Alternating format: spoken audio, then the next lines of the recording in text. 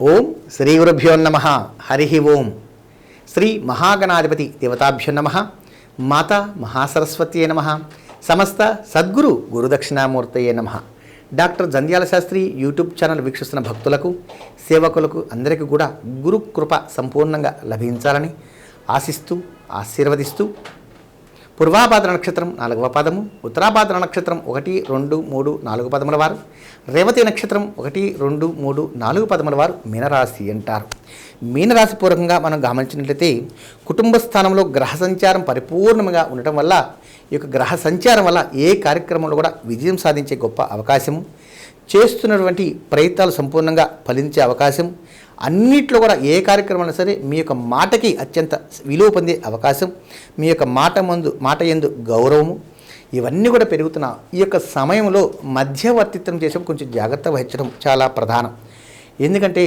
మధ్యలో నేనున్నాను, నేను చేయగలను, నేను చేయిస్తాను అనే భావన నుంచి మీరు బయటకు రాకపోతే అన్నీ కూడా మీ మీదకి వచ్చే అవకాశం ఉంటుంది. కాబట్టి కొంచెము జాగ్రత్త వహించి నిందలకు దూరంగా ఉండడం, ఏదైనా ఒక శుభకార్యాలకు వెళ్తున్నప్పుడు కూడా కొంచెం జాగ్రత్త వహించడం,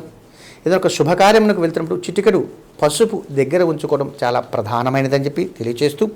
చేయు వృత్తి వ్యాపారములు ఏదైనా ఒక వ్యాపార కార్యక్రమాలు నిర్వహిస్తున్న ఒక వృత్తికి సంబంధించి కానీ ప్రతిరోజు కూడా మనం చేస్తున్న వ్యాపార స్థలముల యందు ఒక నిమ్మ పండు మనం చేస్తున్న వ్యాపార స్థలములను ఉంచినట్లయితే వ్యాపారంలో అత్యున్నతమైన ధనం లభించే అవకాశం, వ్యాపారములు ఉన్నత స్థితి పొందే గొప్ప అవకాశం పరిపూర్ణంగా లభిస్తుందని ఆశిస్తూ, అయితే గురువు తృతీయ స్థానంలో ప్రవేశిస్తున్నాడు కాబట్టి రుణముల పరంగా అనగా మనం ఎవరికైనా అప్పులు ఇవ్వడం కానీ అప్పు తెచ్చుకోవడం కానీ ఇటువంటి చేస్తున్నటువంటి వారు, ముఖ్యంగా షేర్ మార్కెట్ నిర్వహిస్తున్నటువంటి వారు, అంతేకాకుండా వడ్డీ వ్యాపారస్తులు ఈ యొక్క మాసంలో కొంచెం జాగ్రత్త వహించడం చాలా మంచిది. అంతేకాదు వీటన్నిటికన్నా కూడా ఇక నూనె వ్యాపారస్తులైతేమి, ఇనుము సంబంధించినటువంటి వారైతేమి, రియల్ ఎస్టేట్ చేస్తున్నటువంటి వారు ఈ యొక్క మాసం చాలా జాగ్రత్త వహించి ఏదైనా ఒక దివ్యక్షేత్రంలో ప్రతినిత్యం కూడా కొంచెం పానకము వడపప్పు ప్రసాదంగా సమర్పించడం కానీ, అటువంటి అవకాశం లేనటువంటి వారు కొంచెం మధు అనగా తేనె ప్రతినిత్యము ఒక బ్రహ్మసూత్రం కలిగినటువంటి శివలింగమునకు తేనెతో అభిషేకం గావించడం కానీ చేసినట్లయితే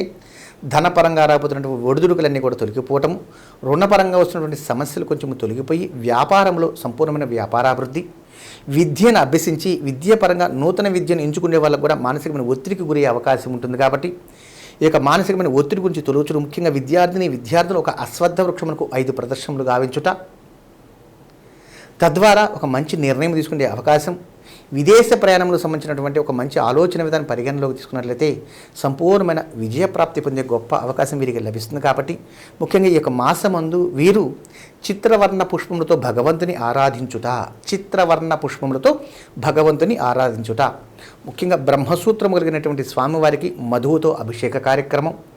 ఒక లక్కీ నెంబర్గా మనం పరిగణలోకి తీసుకున్నట్లయితే 8వ నెంబర్గా మనం తీసుకున్నట్లయితే 8వ నెంబర్ మనం స్వీకరించినట్లయితే సంపూర్ణమైనటువంటి శుభ ఫలితాలు పొందుతారని, తద్వారా విజయం మీకు ప్రాప్తిస్తుందని, భగవంతుని ఆరాధన చాలా ప్రధానమైనదని, మూఢనమ్మకం అన్న కూడా నమ్మకం చాలా ప్రధానమైనదని, మూఢనమ్మకంతో కాకుండా నమ్మకంతోటి, విశ్వాసంతోటి, ఆశతోటి, ఆశయంతోటి మీ యొక్క ప్రయత్నాలు సాగించి సర్వకార్యం నుండి విజయప్రాప్తి మీరు పొందుతారని, మాతృదేవో భవ, పితృదేవో భవ, ఆచార్యదేవో భవ,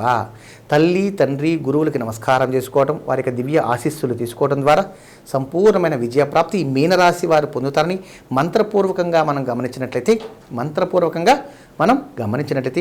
ఓం క్రాం సహ శం శనైశ్చరాయ నమః ఈ యొక్క మంత్రమును 19 సార్లు కానీ 108 సార్లు కానీ పఠించి ఈ యొక్క మాసమందు సర్వకార్యమునందు విజయప్రాప్తి పొందుతారని భావిస్తూ, శతమానం భవతి శతాయు పురుష శతేంద్రియ